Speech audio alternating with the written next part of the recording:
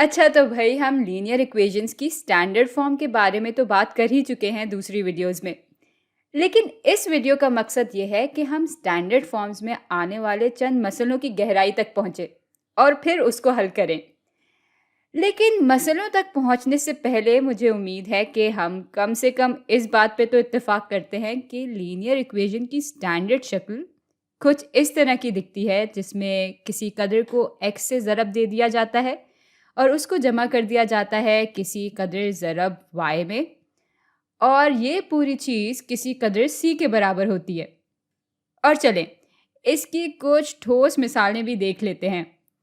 تو مثال کے طور پہ 3x جمع 4y 10 کے برابر ہے، یا جیسے 2x جمع 5y برابر ہوگا -10 کے۔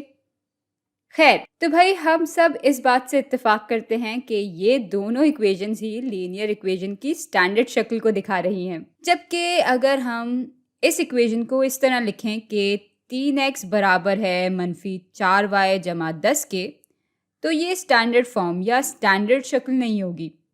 یہ دونوں ہی ایکویشنز ایک دوسرے کے برابر ہیں، لیکن ان کی شکلیں مختلف ہیں۔ یہ اسٹینڈرڈ شکل میں ہمیں دی ہوئی ہے، جبکہ یہ اسٹینڈرڈ شکل میں نہیں دی ہوئی۔ اور بالکل اسی طرح اگر میں یہاں لکھ دوں کہ y برابر ہے 3 ضرب x جمع 7 کے، تو یہ ایکویشن بھی اسٹینڈرڈ شکل میں نہیں ہے۔ بھائی ان باتوں پہ تو ہم اتفاق کرتے ہی ہیں، لیکن چلیں اب ذرا ان باتوں کے بارے میں بات کرتے ہیں جن پہ اختلاف ہے۔ مثلاً اگر میں یہاں لکھوں کہ 6x جمع 8y برابر ہیں 20 کے، تو کچھ لوگ کہیں گے کہ بھائی یہ تو اسٹینڈرڈ فارم نہیں ہے، مگر ایسا کیوں ہے آخر؟ بھائی ایسا اس لیے ہے کیونکہ کچھ لوگ کہتے ہیں کہ اسٹینڈرڈ فارم میں اے، بی اور سی کی جگہ جو اقدار ہوتی ہیں وہ تینوں کبھی بھی کسی ایک قدر سے مکمل طور پہ تقسیم نہیں ہونی چاہیے، یا ان تینوں کا کوئی کامن فیکٹر نہیں ہونا چاہیے۔ اور چونکہ یہاں 6، 8 اور 20 تینوں ہی 2 سے تقسیم ہو سکتے ہیں، اس لیے یہ اسٹینڈرڈ فارم نہیں ہو سکتی۔ لیکن اگر ہم چاہیں تو اس کو اسٹینڈرڈ فارم میں تبدیل کر سکتے ہیں۔ تو ایسا کرنے کے لیے ہمیں اس پوری ایکویشن کو 2 سے تقسیم کرنا ہوگا، اور اس طرح ہمارے پاس یہی ایکویشن اس شکل میں آ جائے گی، اور ہم اس کو اسٹینڈرڈ فارم کہہ سکیں گے کیونکہ اب اے، بی اور سی کسی ایک قدر سے مکمل طور پہ تقسیم نہیں ہو سکتے۔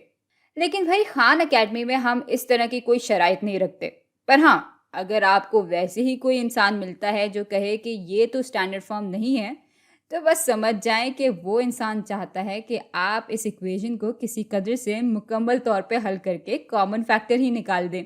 اچھا اب ذرا دوسرے اختلاف پہ آتے ہیں۔ اب مثال کے طور پہ ہمارے پاس ایک ایکویشن ہے جس میں -3x - 4y برابر ہے -10 کے۔ تو اس میں مسئلہ یہ ہے کہ کچھ لوگ کہتے ہیں کہ اسٹینڈرڈ فارم کی جو پہلی قدر ہوتی ہے، یعنی ہمارے پاس یہ جو a ہے، اس کو ہر حال میں 0 سے زیادہ ہونا چاہیے، اور چونکہ یہ -3 ہے اور -3 0 سے کم ہوتا ہے، اس لیے چند لوگ اس کو اسٹینڈرڈ فارم ہی نہیں مانتے۔ لیکن ہم خان اکیڈمی والے بہت اچھے ہیں، ہم اس شرط کو بھی نہیں مانتے۔ مگر ہاں، اور کوئی اگر یہ بات کرے تو سمجھ جائیں کہ آپ کو پوری ایکویشن کو منفی سے ضرب دینا ہوگا، یا پوری ایکویشن کو منفی سے تقسیم کرنا ہوگا، اور ایسا کرنے سے آپ اس ایکویشن کو اسٹینڈرڈ فارم میں تبدیل کر سکتے ہیں۔ اور بھائی اب ایک اور اختلاف کو بھی دیکھ لیتے ہیں۔